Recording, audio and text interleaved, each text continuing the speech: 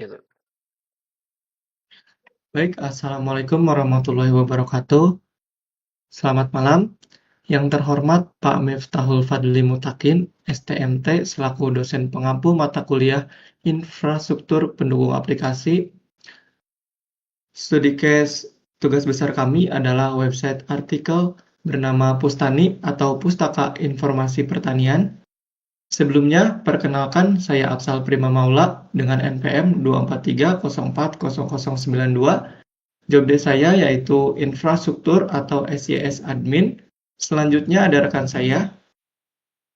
Saya Billy Wicaksono dengan NIM 2430490 dengan job desk saya yaitu DevOps dan Otomatis. Nah, perkenalkan nama saya Muhammad Fatur Rahman dengan NPM 243040094. Di sini saya job desk saya sebagai dokumentasi dan security. Baik, selanjutnya ada latar belakang. Sektor pertanian merupakan salah satu pilar utama ekonomi di Indonesia. Namun, petani seringkali menghadapi kendala dalam mengakses informasi teknik yang akurat, cepat, dan terpercaya terkait praktik pertanian, penanganan hama, hingga manajemen pasca panen. Kesenjangan informasi ini berdampak pada efisiensi produksi dan kesejahteraan petani di lapangan.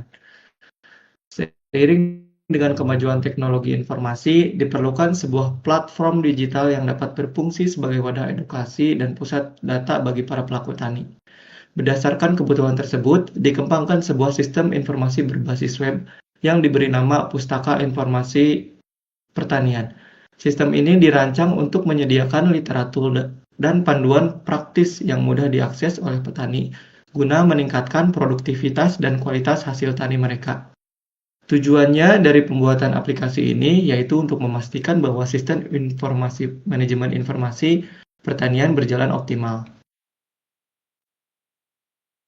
Oke, selanjutnya saya akan menjelaskan bagian diagram arsitektur.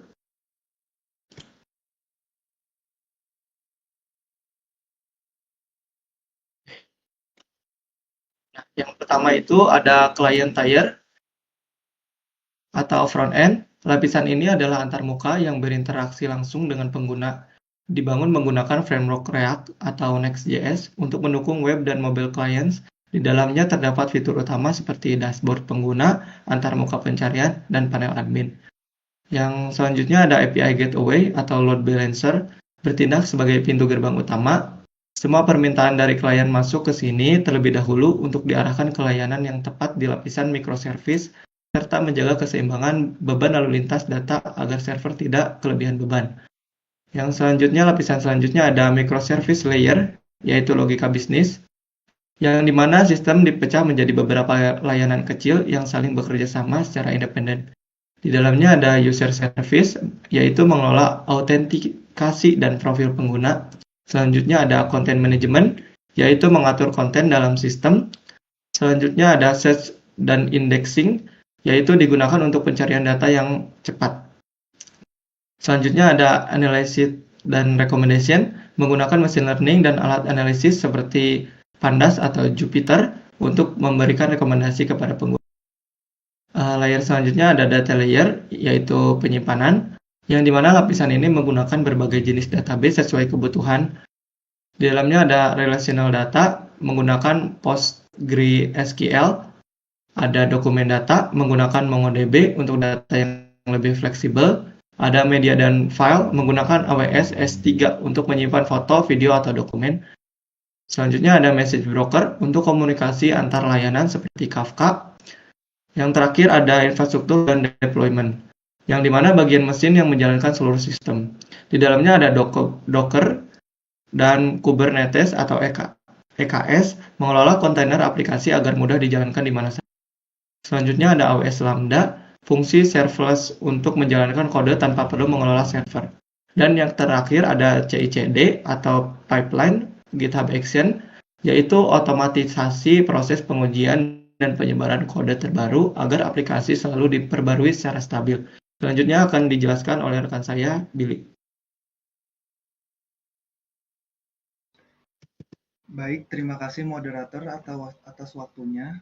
Hari ini saya akan mempresentasikan yang pertama itu ada web bisa diakses. Nah, ini tuh bisa diakses dengan IP 54.169.72.91. Mari kita coba.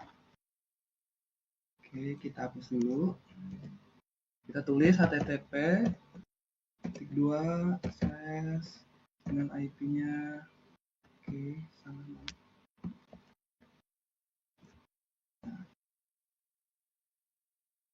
Nah, berhasil masuk. Nah, ini tampilan awal dari website Pustani. Selanjutnya, database terhubung. Nah, database yang terhubung itu di dalam, sebentar kita lihat codingannya.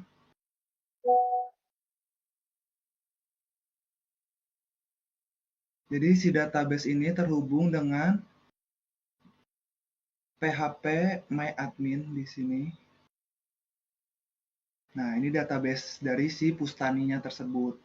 Lalu pipeline CI dan CD-nya berjalan baik.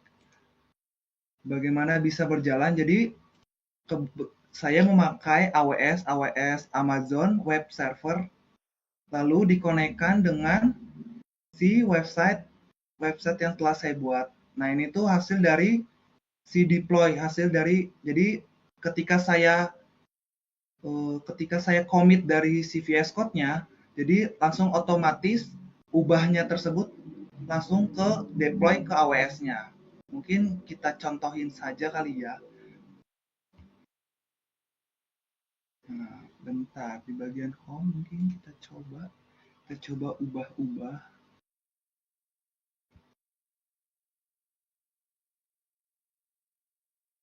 Bagian home.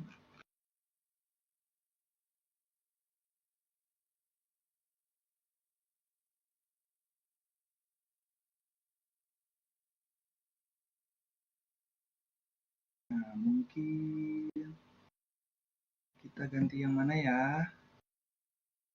Ini aja kali ya nama. Oh, kita hapus, mungkin kita hapus kali ya. Kita hapus saja. Bentar, mulai. Oh, salah.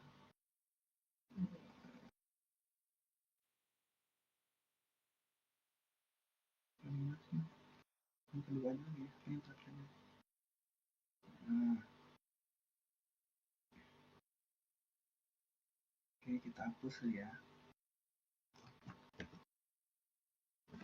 Habis itu langsung kita commit ke GitHub-nya.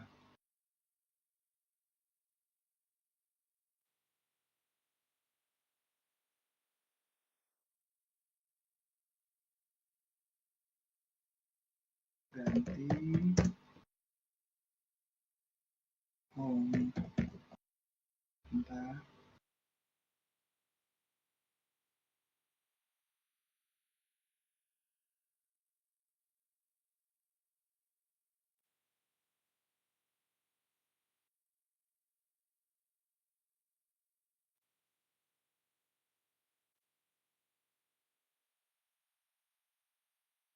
Mungkin sambil nunggu kita jelasin yang lain ya. Mungkin kalau kita pakai web server itu kita pakai web server si AWS, si Amazon Web Server. Habis itu kalau database-nya sebenarnya kita pakai database sebelumnya itu di php-admin kita buatnya, tapi kita ubah ke Docker-nya, ke dalam Docker-nya, Docker desktop-nya. Selanjutnya, kalau cloud itu kita itu udah termasuk di AWS-nya. Terus selanjutnya kalau CD itu di sini, ya ini langsung deploy otomatis, hasil deploy otomatisnya langsung terhubung dengan AWS-nya. Kalau microservice atau IP gateway, nah itu kita pakai HTTP.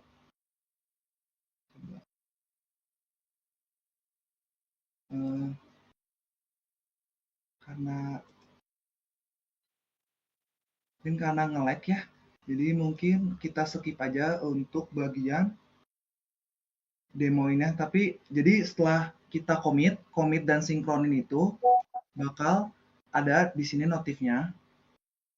notif sukses dan gagal. Kalau gagalnya itu bakal ada notif melalui email gagalnya. Nah, ketika sukses, ini tuh langsung terhubung dengan AWS si Amazonnya. Jadi langsung mengubah si apa yang kita telah ganti di bagian sininya, di bagian si hasil tampilan si websitenya. Seperti itu. Terus,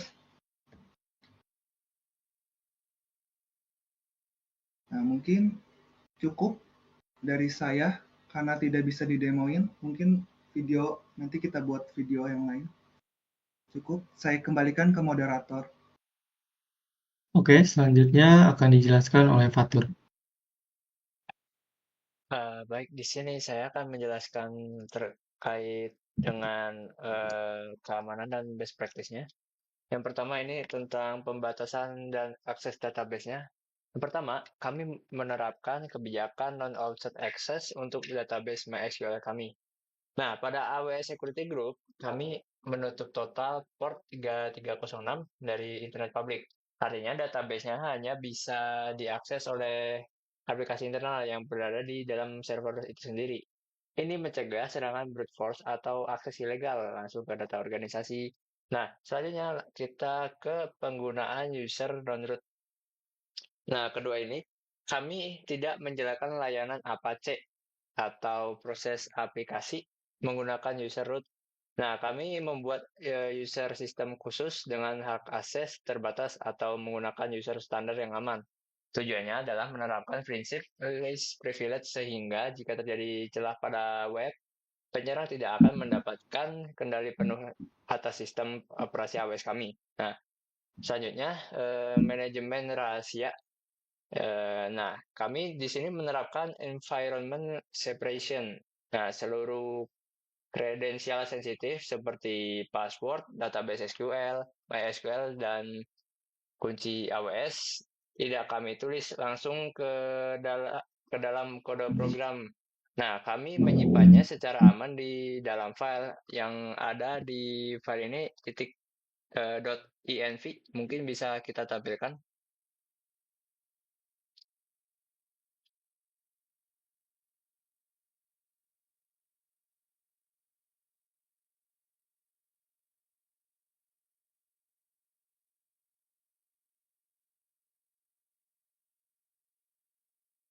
Eh,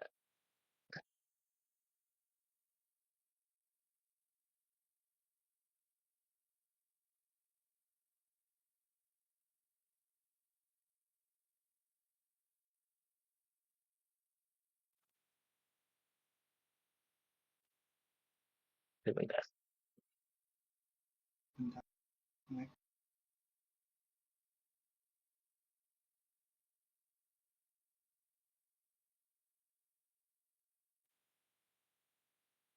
Nah, yang dimana ini sudah terhubung langsung ke lokal.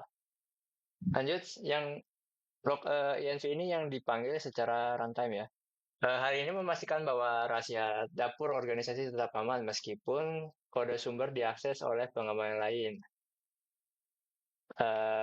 Di sini jadinya intinya kita pada manajemen security yang kita terapkan, kita menggunakan secrets.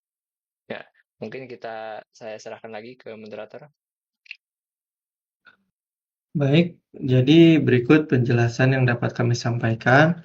Untuk spesifikasi tugas besar kami itu berada pada level project di level 5. Untuk kendala yang kami hadapi, yang paling sering itu yaitu susahnya mencari aplikasi deploy yang gratis. Jadi solusi yang kami dapatkan itu menemukan aplikasi AWS setelah mencari tahu di beberapa sosial media yaitu di YouTube.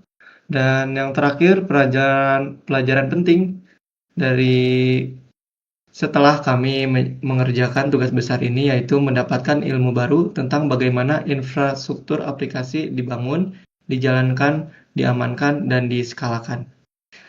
Demikianlah presentasi pemaparan yang dapat kami sampaikan. Mohon maaf bila ada kesalahan. Terima kasih. Wassalamualaikum warahmatullahi wabarakatuh.